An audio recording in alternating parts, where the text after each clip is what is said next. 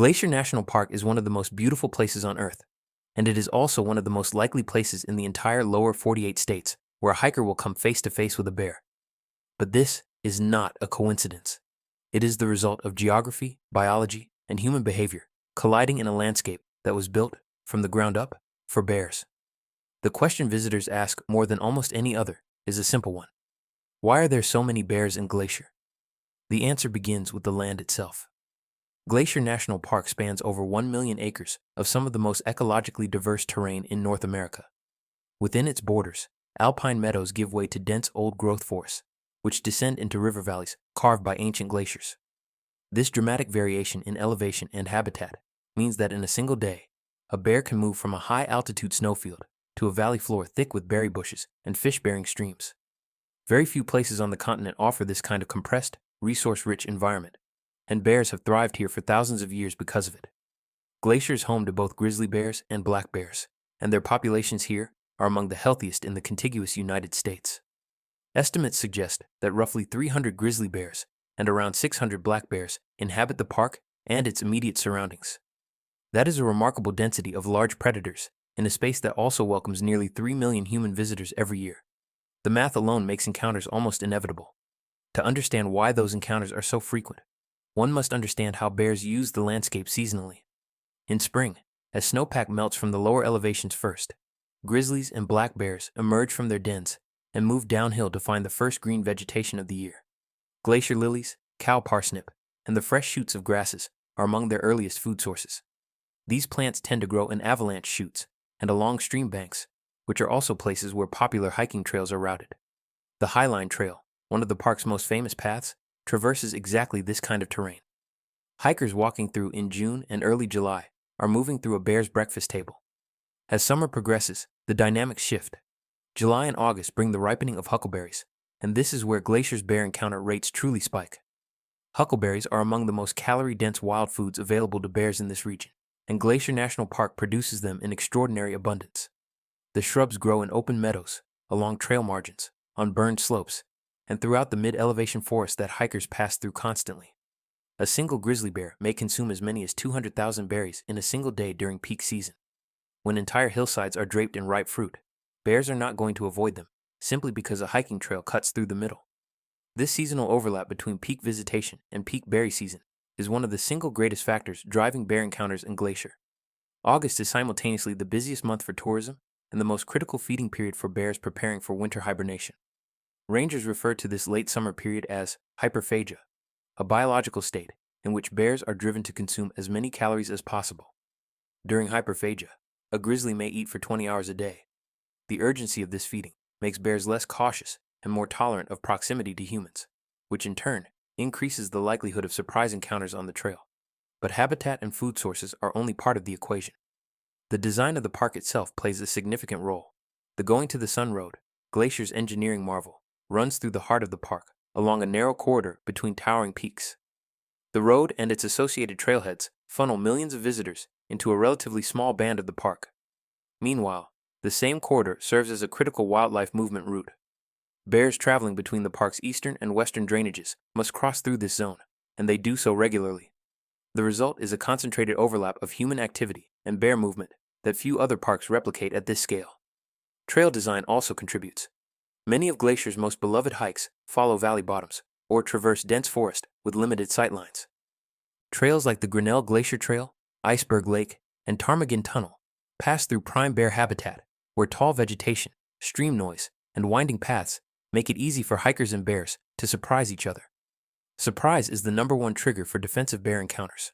A bear that hears hikers approaching from a distance will almost always move away. A bear that is startled at close range may charge. This brings the conversation to visitor behavior, which is the most controllable variable in the equation. Every year, rangers at Glacier observe the same patterns. Hikers walk quietly, alone, or with earbuds in. They move quickly around blind corners without making noise. They hike at dawn or dusk when bears are most active. They leave food scraps or packs unattended at rest stops. Each of these behaviors increases the likelihood of a negative encounter, and each is entirely preventable. Park rangers consistently emphasize a handful of practices that dramatically reduce risk. The first and most important is making noise. Talking loudly, clapping, or calling out around corners and in dense vegetation alerts bears to human presence and gives them time to leave.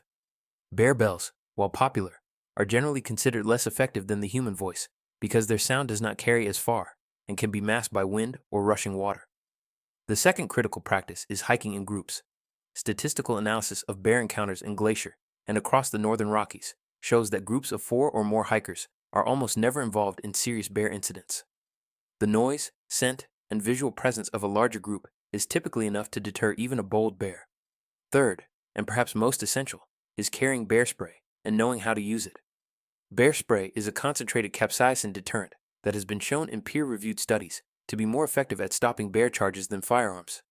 Rangers recommend carrying it in a holster on the chest or hip, not buried in a backpack, where it cannot be accessed in the 2 to 3 seconds a hiker may have to react.